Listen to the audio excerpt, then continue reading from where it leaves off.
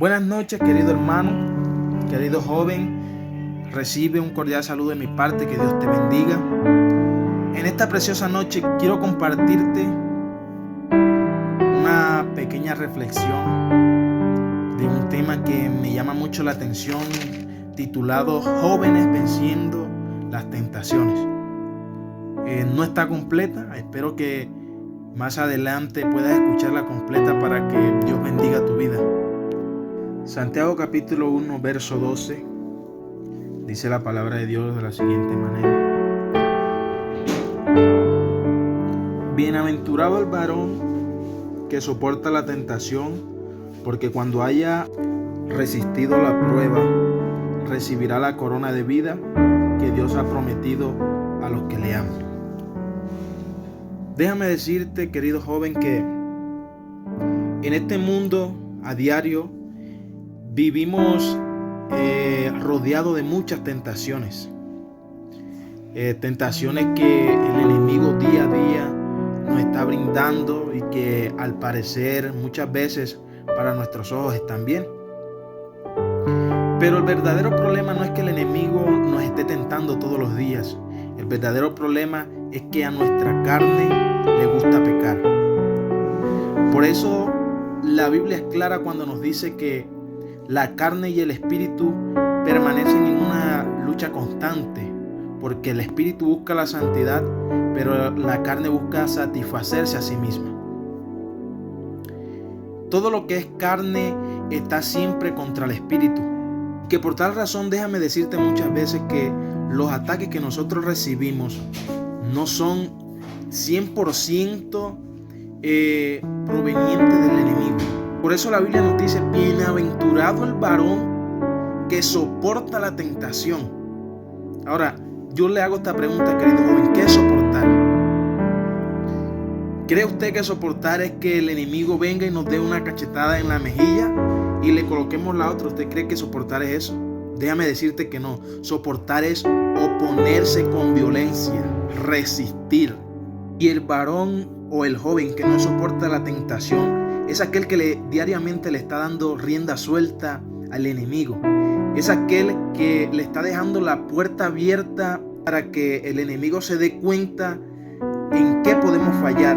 Y es así cuando el enemigo utiliza unas conchitas, nos pone una piedrecita aquí. ¿Por qué? Porque ya el enemigo se dio cuenta en qué nosotros podemos fallar constantemente. Se da cuenta que a ti te gusta la pornografía. Él va a colocarte, siempre que tengas el teléfono en tu mano, él te va a poner esos pensamientos de pornografía. Si a ti te gusta la cerveza, si te gusta estar metido en las fiestas a diario, va el enemigo, como ve que esa es tu debilidad, va a atacar por allí. Porque si tú resistieras las tentaciones que el enemigo nos ofrece todos los días, el enemigo no sabría por dónde atacarte. Hay una parte de este versículo que me llama mucho la atención y quiero compartir contigo, y es la parte B del versículo, que dice: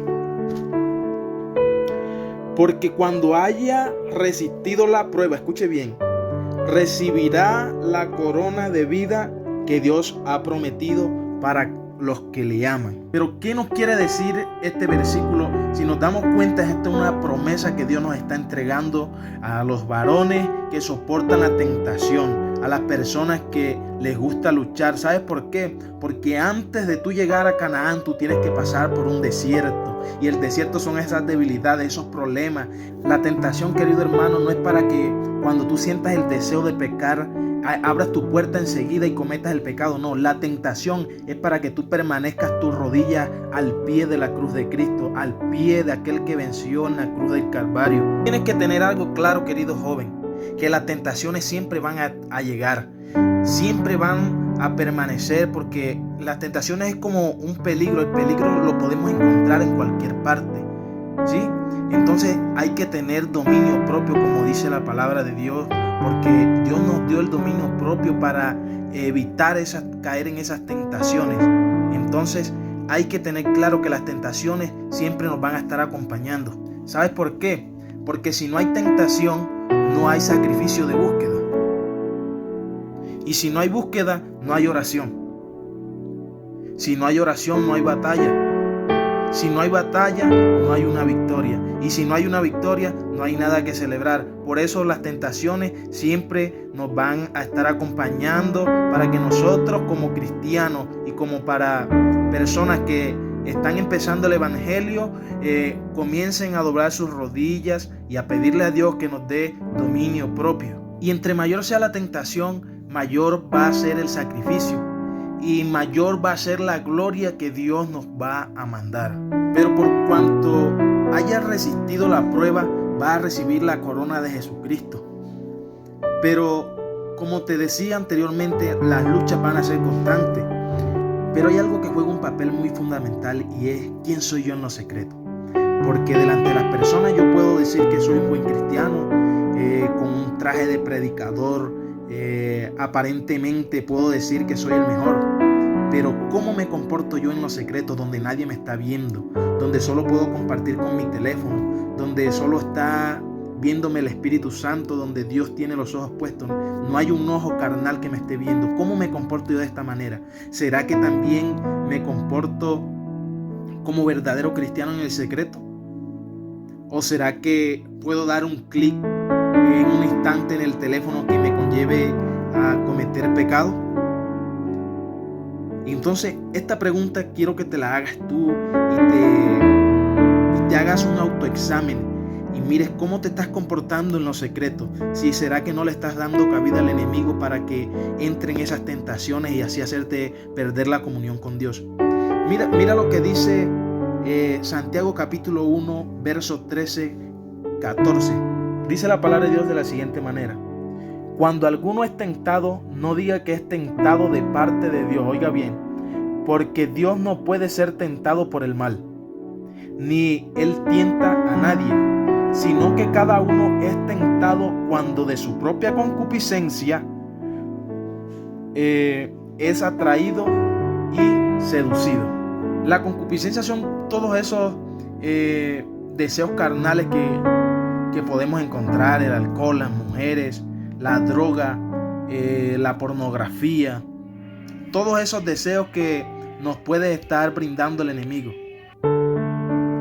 Por eso te decía anteriormente que cuando tú le das entrada al enemigo, cuando tú le das a dar a conocer al enemigo cuál es tu debilidad, estamos fallando gravemente. ¿Sabes por qué? Porque ya el enemigo se da cuenta que solo con un empujoncito nosotros podemos caer a esa tentación.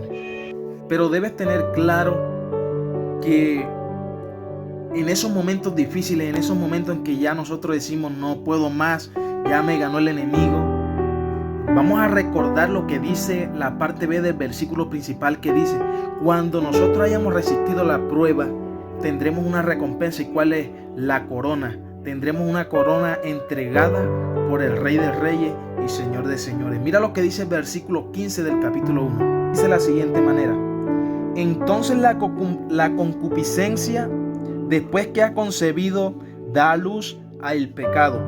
Y el pecado, siendo consumado, da luz a la muerte.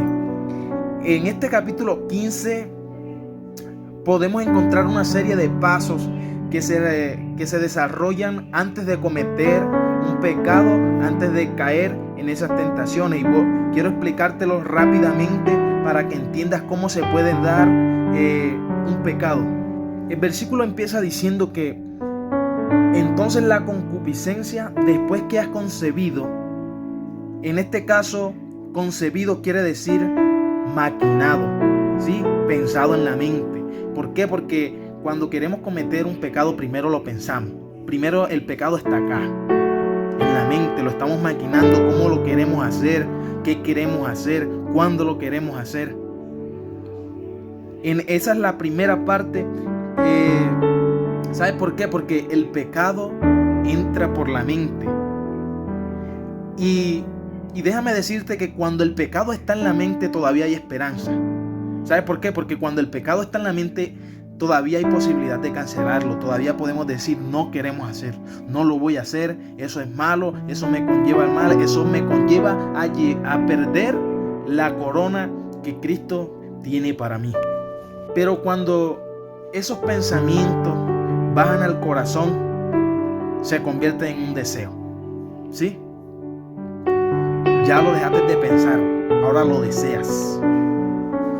Entonces, quiero darte un ejemplo. Tú estás en tu casa, estás solo, joven, tienes tu novia, ¿sí? Entonces tú piensas y tú dices, debería llamar a mi novia y decirle que estoy solo, que venga, que vamos a ver una película, que no están mis papás, no están mis abuelos, no hay nadie, estoy solo. Ahí estás pensando, maquinando lo que quieres hacer. Después ese pensamiento se convierte en un deseo. Y entonces, cuando eso se convierte en un deseo, decide llamar. Decide, Julanita, ven, estoy solo, vamos a ver una película, no están mis padres, no están mis hermanos, tenemos la casa solamente para los dos. Ya estás deseando cometer ese pecado. Y después es cuando es consumado en el cuerpo y en el alma. ¿Cuándo se da este paso? Cuando ya tú cometes el pecado. Cuando decides comerte el pastel antes del matrimonio. Y muchas veces, querido joven, con esta parte es la que el enemigo nos ataca. Porque los jóvenes somos muy emocionales. Por eso hay que tener dominio propio. Mira lo que dice 2 de Timoteo, capítulo 2, verso 22. Dice de la siguiente manera: huye también de las pasiones juveniles y sigue la justicia, la fe, el amor y la paz, con los que de corazón limpio invocan al Señor.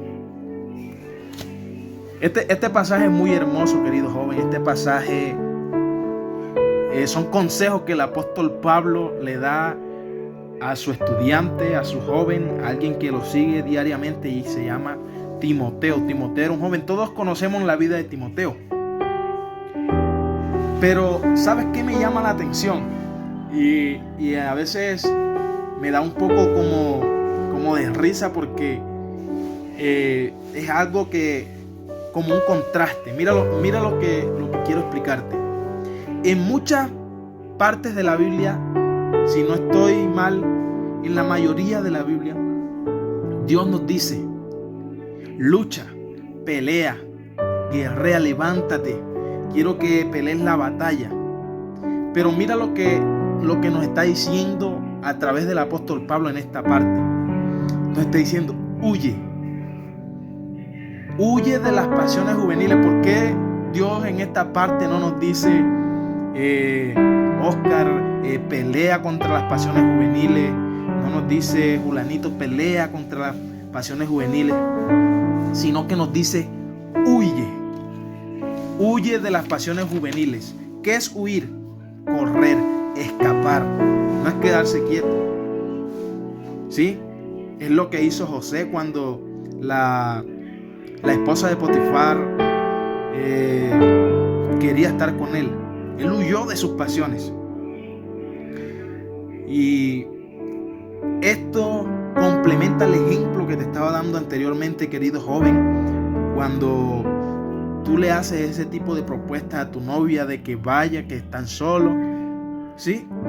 Hay que huir de las pasiones juveniles. Porque cuando tú tienes una novia, y tú cuando tienes una novia, tú quieres casarte con ella, para ti es la mejor mujer del mundo.